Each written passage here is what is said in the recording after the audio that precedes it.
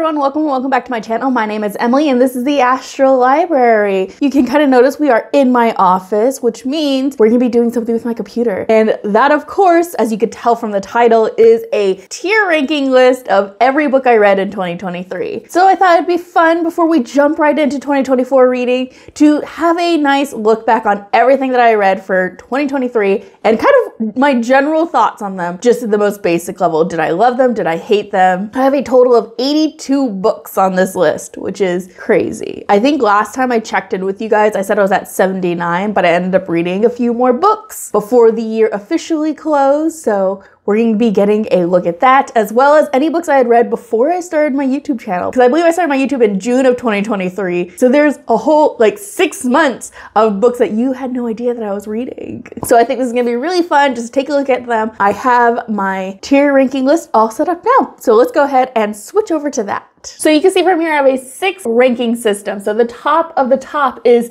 Sell My Soul to Read Again. The second one down is Lives in My Head Rent Free. Below that is I Loved It. Below that is I Liked It but Didn't Love It. And then below that we have Honestly Forgettable. And the last one, instead of Throw It in the Garbage, it's Dead to Me. I don't want to think about it. I don't want to continue it all anymore. It's dead to me, dead and gone. We're leaving it behind with 2023. So as you can see, I have all my books kind of dumped down here. So we're gonna go ahead and see how I think of all of them. These are in no particular order. I just kind of downloaded all the images off of GoodReads and then threw them in here. So some of these you'll recognize, some of these you won't. So first off the bat, we have Not Without Laughter by Langston Hughes, which is a book I read for my independent study where I was focusing on Harlem Renaissance novels. This is Langston Hughes' only novel. And it's an interesting one. I would say I liked it, but I didn't love it. All of Langston Hughes' writing just has this really great musical quality to it, but it didn't lend itself fully in a novel format rather than in its poetic forms. After that, we have The Hungry Tide. I'm not gonna remember most of these authors' names. I think The Hungry Tide is Gauche. I'll make sure I have a link to I'll be sure to have a link down to my GoodReads so you can check out all of these books with their titles as well as my star ranking system for them. I do track my rating on GoodReads, so that is going to be the best way to find out all of these books rather than me listing all 82 of them in the description box. But we have The Hungry Tide. Now this one is about a woman who is a researcher and is going to, I forget where exactly, but she's going to research and learn about these animals, and I think they're like whales or dolphins. And she becomes tied to one of the local people who live there, and they don't speak the same language, and so they have to learn how to communicate with each other. It's a really beautiful story. And I would say I was honestly really surprised by how much I liked that story. Even if I didn't love the ending, I still really enjoyed the book, more so that I would put it in my loved it category. Then we have The Hobbit. Now, I am a huge Lord of the Rings fan, but I don't love reading Lord of the Rings. Anything Tolkien. Just his writing style and I just don't get along super well. But with that said, I listened to the audiobook version of this on Spotify and I loved it. I loved how this person narrated it. I loved how there was music involved and atmospheric noises. It made listening to The Hobbit a really fun experience. This is coming from someone who doesn't really like audiobooks and just can't focus on them. I was thoroughly drawn in for The Hobbit. After that, we have Freak the Mighty, which was a beloved children's literature that I had reread for tutoring. And I love the movie and I love the book. This story just holds such a precious place in my heart, and I think about it all the time, and having a chance to go and reread it as an adult just solidified that for me all over again. And just getting to know Max and getting to know Kevin all through the lens of their story one more time was just so precious, and I did cry reading the end of this. If you know, you know. So this lives in my head rent free because I think about them constantly. Speaking of school and just my studies, we have Sister Outsider by Audre Lorde, which is a collection of essays that she's written about a variety of topics. Her essays are so important. So many major pieces in this collection of essays that highly recommend you give it a chance, especially if you love Black feminist theory and just want to learn more about Black feminism and Black women and Black women issues. Sister Outsider is a perfect place for that. And next we have Playing in the Dark by Toni Morrison. This is again another major theoretical work that I was working with this past quarter. Essentially, it's Morrison talking about how figure of the American has always been an archetype of the Black figure, and how that's been obscured. Very interesting book. I really, really enjoyed it. Toni Morrison's just an amazing thinker, and this is a really short and really easy to read text. And then we have more fun books, and we're starting off with Moon Called by Patricia Briggs, which is the first book in the Mercy Thompson series, and this is going straight to sell my soul to read it again, because I reread this book constantly, and I don't feel like I get any less enjoyment rereading it, but I want to go back to that day where I first discovered it, finding it in a dollar section of a bookstore, and just falling in love with that character and like getting to experience her story for the first time. Oh, it's amazing. I go back every year or so and start rereading these books because they're just so much fun. Then we have Titus Andronicus. This is like the Shakespeare play that like haunts me the most. Like I feel like I've had to read it 3 times in school, and I don't like it any of those times. It's just this weird, bloody story or play, and I just don't care. I don't want to put it in dead to me because the more I read it, the more I have fun with it just because it's nonsensical. So I'm gonna put it in honestly forgettable, because if it's not for school bringing it up, I don't think about Titus Andronicus ever in my life. Back to theory though, we have Black Marxism, which I'm gonna also put in honestly forgettable. It's a work I'd read for my Black theory class, and I just didn't care about it really. Then we have the Life Adventures with Joaquin Murrieta, another book I had read last quarter, and we're gonna put it in honestly forgettable. This book's a little just kind of it's Western feeling, it's Tarantino-esque, so it's like bloody, nonsensical, and just kind of like balls to the wall adventure, action, which sounds like it would be fun, but it's really kind of not. Joaquin Murrieta as a character and like a figure is really interesting. The book itself wasn't. After that, I believe this is Arnig, which is another Black literature classic following Harriet. I can't remember her last name at this moment, but her first name's Harriet. So this book, we're following a girl kind of detailing her life under indentured servitude rather than slavery, and just how, despite the fact that she's better off than some of the slaves, she's still facing a lot of prejudice and racism and just is treated horribly. Not a great book to read, you know, if you're feeling happy. I liked it for what it was, as much as you can like a book like that, but I didn't love it. I didn't feel like it was the most impactful story I've read in that type of genre and that type of writing, but I did like what the author did. Then we have Dark Princess by W.E. Du Bois. I didn't even know W.E. Du Bois wrote novels, and honestly, it could stay that way, because this one was so weird just for the time period it was written, because he was writing it during the Harlem Renaissance, which is this big kind of like liberal movement that we're seeing a lot of moves towards what we consider like modernist genre. And this one felt very romantic in comparison to everything else being written at the time. It's not the worst thing. There's still some really interesting characters in it, but as a whole, we're okay. Next we have Plum Bun, which is another book I read for that Harlem Renaissance independent study.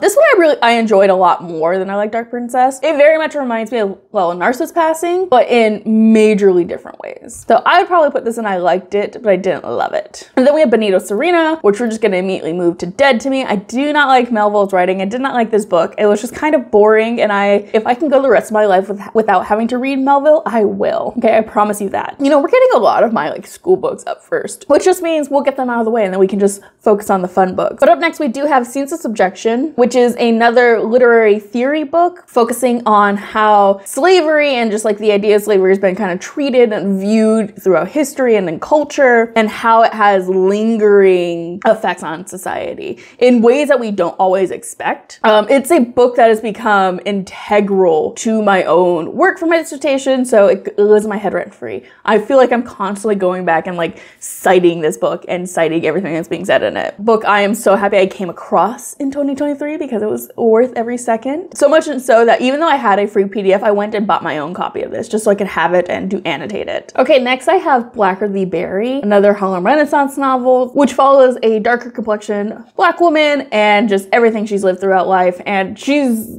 kind of living this really tragic life that she's never viewed as pretty in comparison to other people. She's not taken as seriously. And it was a book I liked, but I didn't love. I feel if I go back and I reread this book, I'll have a stronger opinion of it. But as it is, I enjoyed the book for what it was, and I was really interested in getting to read about a darker skin complexion main character, particularly a woman, because a lot of times literature during this period and characters were often of lighter skin complexion and could quote unquote pass. And so that was like just a major theme in this work, and that was being published and was focused on. So getting to see a book that was like going against that and actually making a commentary against that was really interesting. And then next I have Home for Harlem by Claude McKay. Another Harlem Renaissance book. We're almost done, I promise. Claude McKay is more known for his poetry than he is his novels. And this one felt like just a look at the, I won't want to say like the darker side of Harlem, because it's not just like bad things are happening, but just more like the nitty gritty and like dirtier side. Just like the alleyway clubs and the Harlem Renaissance that's not like painted as this like paradise, but something that can also be cruel and just apathetic towards people. I would again put it in, I liked it, but I didn't love it. Another book I do think I need to go back and I reread. Then next we have Iron Kiss by Patricia Briggs, and this is the third book I want to say in the Mercy Thompson series. This is probably my least favorite one for a variety of reasons. One, I just feel like the plotline wasn't super interesting. We're dealing with the like love triangle going on in the book, and it just wasn't like so much fun because it feels like she's going back and forth between the two love interests. The A plot of this is also just not interesting. I feel like it wraps up really rapidly towards the end of the book, so it's not my favorite. I still really enjoyed it, even upon a reread, but I didn't love it. So next we have Black Skin, White Mask by Fanon, another theory book that I read in my Black Theory class. I like this theory and I agree a lot with Fanon's points of view, but what kind of keeps this from becoming a core work in my own dissertation, as well as my own research, is that Fanon's perspective often leans chauvinistic and kind of patriarchal. So it didn't really account for the women perspective or Black feminist perspective, and often was very critical towards Black feminists. I didn't love it, but I think he has a lot of core points in it. Next we have, I believe this one is Bloodbound, which is the second book in the Mercy Thompson series, and I love that book. Love it so much. I'm not gonna put any more of the Mercy Thompson in my Sell My Soul to Read again, because really just like, I think of them all as one unit. Individually, Bloodbound is so good. Anything that deals with vampires in this series is my favorite thing, because they're such an interesting cast of characters. And you know what? Since we're talking about it, I'm gonna go ahead and move Bone Crossed up here too, because they're both dealing with the vampires. And just mwah, chef's kiss, so good, so interesting. I want to know everything about those characters, and in the later books I hear that we do focus more on them, and I'm very excited, especially to learn about some of the more kind of mysterious characters like Wolf. All right, back to some school books. We have The Heroic Slave by Frederick Douglass. This one was okay.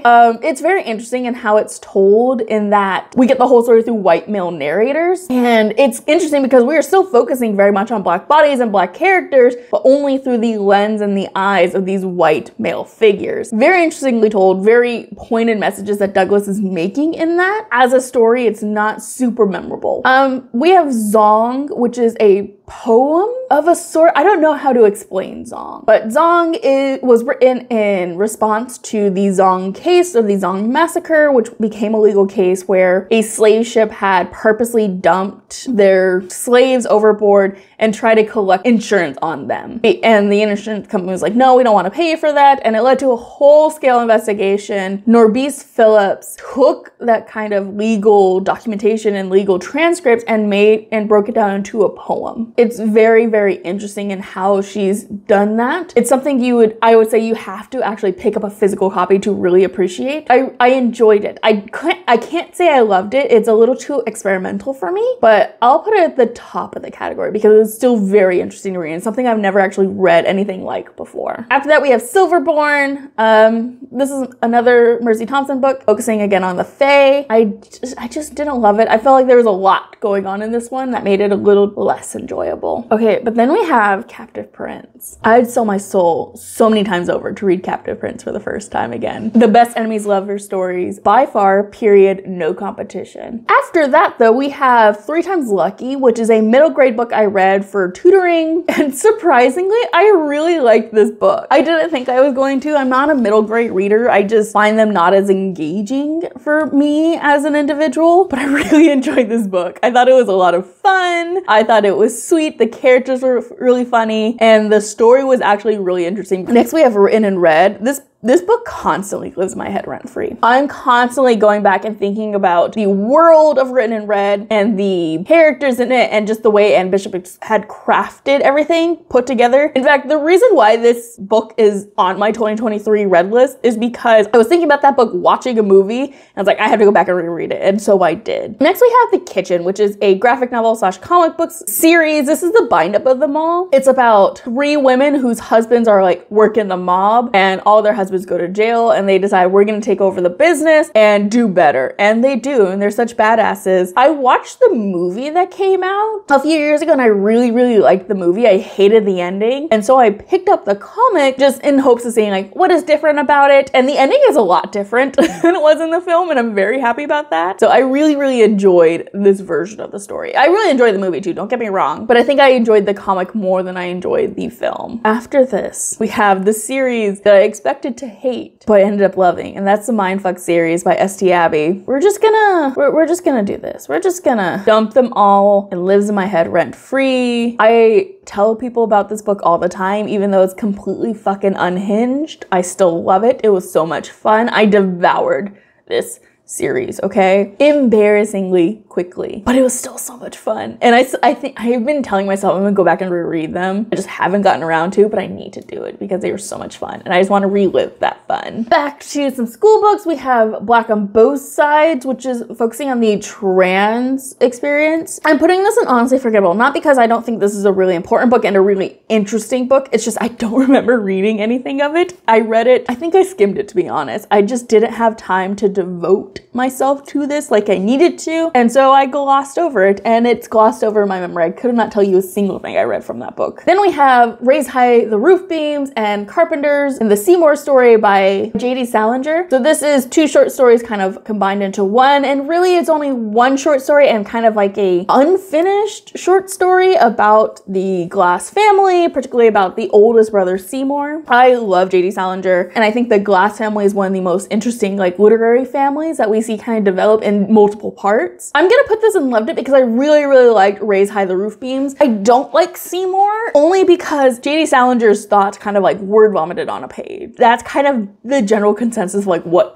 Seymour is. And so it's not fun to read necessarily. It's kind of odd if I'm gonna be honest, but it's still, I think, worth reading. All right, next we have The Gatekeeper, which is a book I had mentioned in like a book that surprised me in 2023. I'm gonna put it at the top of my loved it. I really was surprised and just by how much I enjoyed this book for a class I didn't really care for. This is a book that really stuck out to me and I just love the way it tied to these like mythical creatures like Medusas. That was really interesting. And it was a little bit of sci-fi and had some very like interesting character questions and character development and like moral conundrums. It was very good. Next we have Snapdragon. Oh, I love Snapdragon. We're gonna put this and live in my head rent free. I love this little cute graphic novel that I've been hunting for like a stupid long time now, and I saw it at my local library and I picked it out to read, and I'm so glad I did because it was so cute. It was gay, it was witchy, it was all sorts of wonderful representation. It had black family, healthy black family. Oh, I loved everything about this. This is so cute, and I'm going to continue my hunt for it because now I need to own a physical copy for my own shelves. And we have Saga, another book I picked up from my local library, and that lives in my head rent free. I'm so glad I found the deluxe edition because I'm going to collect them all. I'm going to have these books to admire and read and love for the rest of my life because it was so good. This first volume was so interesting in this sci-fi world that's kind of Romeo and Juliet, but more than Romeo and Juliet. Oh, it was so good. Then we have Afro-Pessimism. This one I actually really, really enjoyed because it does take a look at a less happy side, as the name kind of implies, a less optimistic view of how Black culture and Black identity has been viewed and accepted in our society and how it continues and how racist ideals continue to be perpetuated, and just looking at realistically what is this going to mean and how do we combat that? Can we combat that? It's a very interesting piece. Then we have the Harlem Hellfighters, which I surprisingly really, really like. It is a graphic novel series following the Harlem Hellfighters, who were this unit in World War I that went over to France and kind of were this like vicious and well-known infantry squad. Highly, highly recommend. Great graphic novel, really interesting characters and a really interesting story. library. Ooh, then we have Monstrous, another book I read because of my local library. Look at my local library coming in clutch with all these graphic novels, especially ones I've been wanting to read for a while. Thank you, library system. But Monstrous is a grimdark fantasy series who was imprisoned and like maybe experimented on. I haven't gotten very far. I've only read the first volume in this series. It's such a complex world, so I don't want to tell you anything and get it wrong just because I don't know, but it's a very interesting story and the art is gorgeous. It's so pretty. This is another series I'm looking to hunt down the deluxe editions because they're hardback and they just collect a little bit more than a single volume does. It's perfect for how I like to read and keep my books. Then we have The Bladed Faith, which is a book I picked up almost a year ago. It's a fantasy series by David Daglish and it's following like this island where the gods were overthrown and it's about a rebellion from it. I actually really enjoyed this book. I thought it was super well done. The plot was interesting. The characters were really interesting. And this was a multi-point of view book. And if you know me, I hate those. This made me interested in every single point of view, which is almost impossible to do. But I was thoroughly invested in every character and every character's story. Next, we have Clear Light of Day, a book about a family in Bangladesh, kind of very dysfunctional. I really enjoyed it. I didn't love this book. I felt like there's moments where I was just really annoyed with the characters, but it's still a very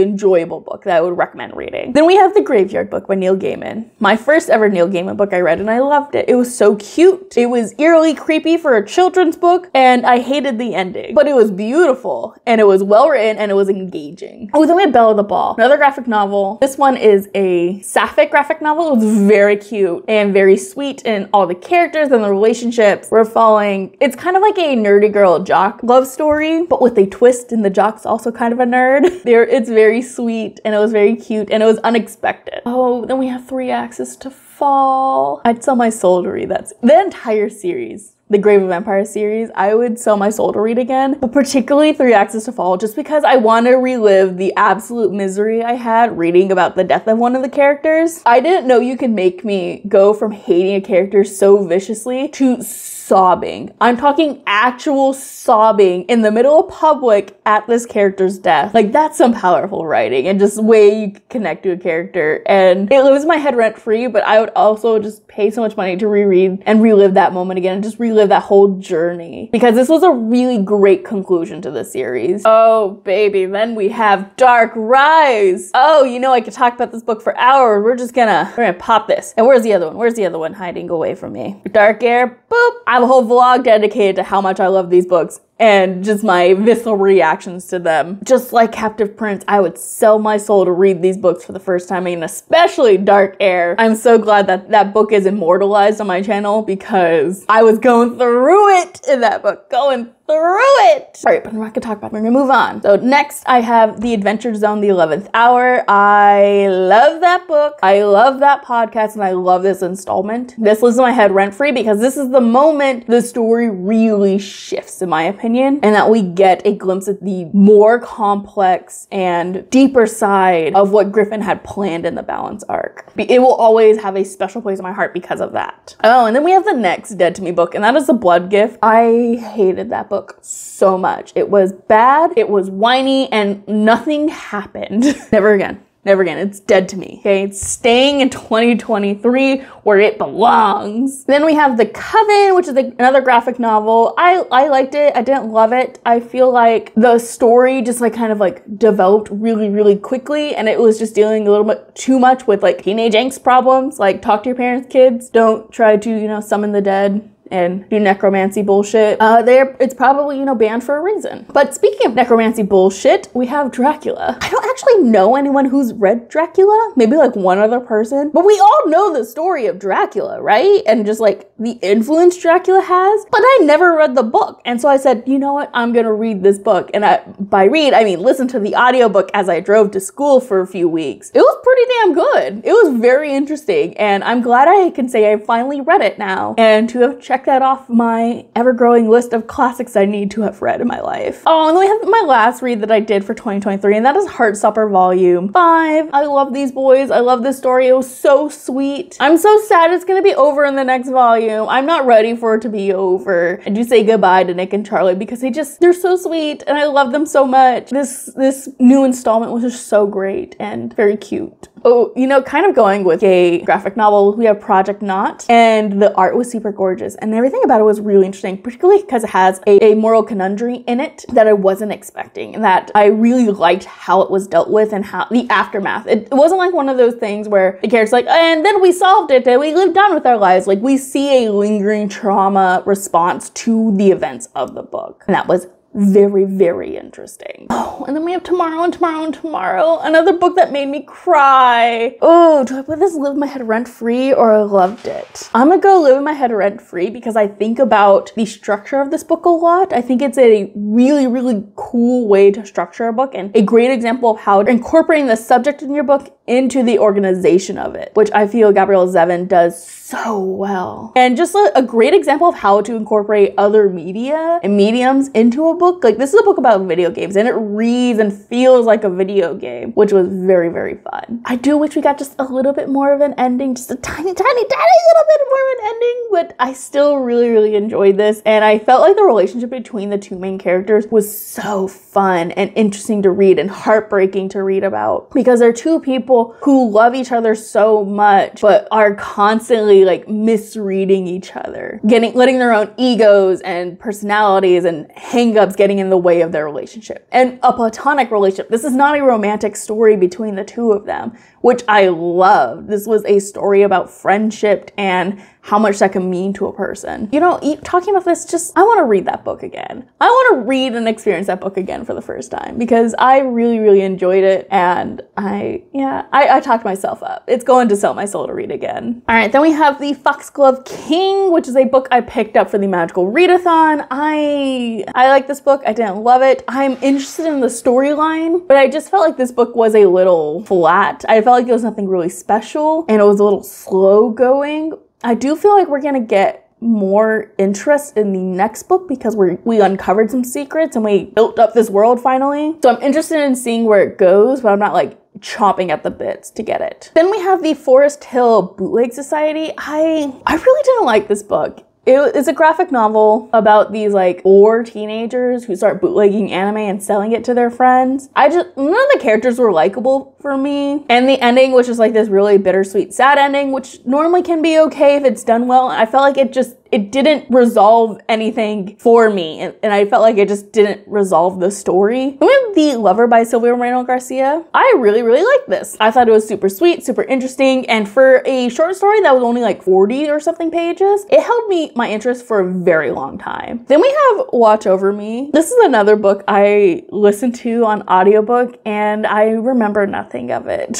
I need to stop doing audiobooks, really, unless they're like full cast and like full narrations, because I just can't retain any of the information. I just don't know what goes on. My mind just wanders off too much. Because Nina LaCour is an author that I really enjoy and that her works really touch me. And the fact that this one doesn't do that goes to show that I wasn't paying enough attention to it. Then we have Into the Wake by Christina Sharp, another Black Theory work, and it was my head rent free. I wrote about this book this past quarter. It's a book that's going to be integral to my own dissertation, my own work. We're just going to plop it up there. Oh, then we have The Husky and His White Cat Shizun, or Arha, and the story in this is really interesting, but the writing itself turned me off because Meat Bun, the author, has this really like odd way of writing in that she's not afraid to like really get to the darker stuff and really just take a look at those moments and just like not pull any punches. But she also doesn't take anything seriously.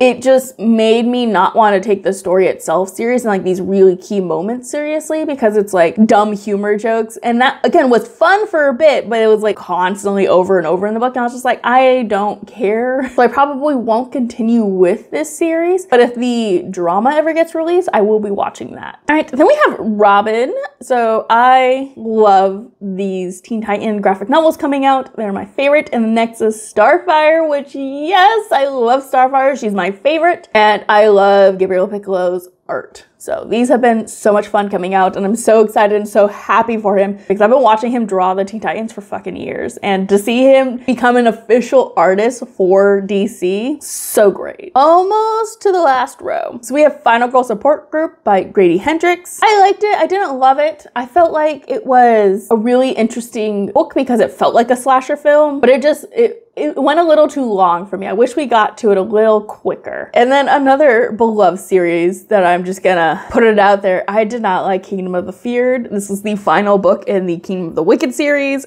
by Carrie Maniscalco, and it was bad. Every book from the first book just got progressively worse, and this was like the dumpster fire of them all. And speaking of beloved series, this one I actually enjoy. You can't kill me over this one. I love The Girl with the Dragon Tattoo, and I really enjoyed the graphic novel version of it. Thought it was well done, I thought it was interesting, and I feel like the art style really lent itself to the darker tones of the story. Then we have M is for Monster. I really enjoyed this one. I wouldn't say I loved it. I feel like it was just okay, but I really loved everything that was done in it. So I like the representation, I love the art style.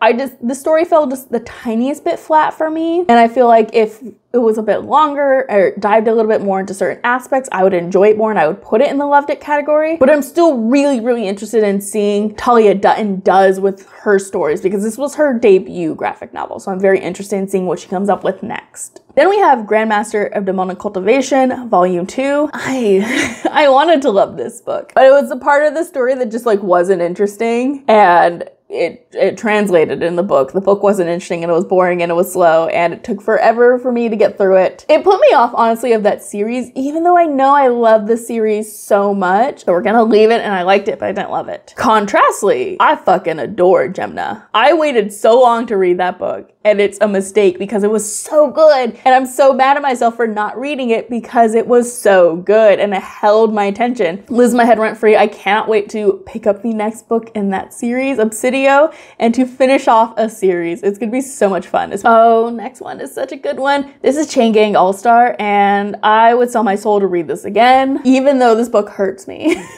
This book hurt me so bad. It was so evil and so beautifully done, and I am screaming on the inside when I think of this book. And this is how we all get free. Another theory, particularly Black feminist theory, and just this is like really tied to Sister Outsider with Lorde. I felt like they both go really well together. I like Sister Outsider more than I like this one. How We Get Free is another really great place to start if you're looking to get into Black feminist theory. Then we have Parable of the Sower by Octavia Butler. It was whatever. I don't think I'm a huge Octavia Butler fan. I read a couple short stories and I liked one of them. I didn't like the other. There's moments where I liked it, but a lot of it, I feel like it's forgettable for me. I just didn't click, didn't captivate my interest very often. In fact, I probably would have DNF'd the book if it wasn't the fact that I was reading this for a class. Then we have Curses Abduction. We're gonna throw that into Dead to Me. I've talked about this book. It was awful. It was cringe, and we're not doing it. We have Promise of Fire.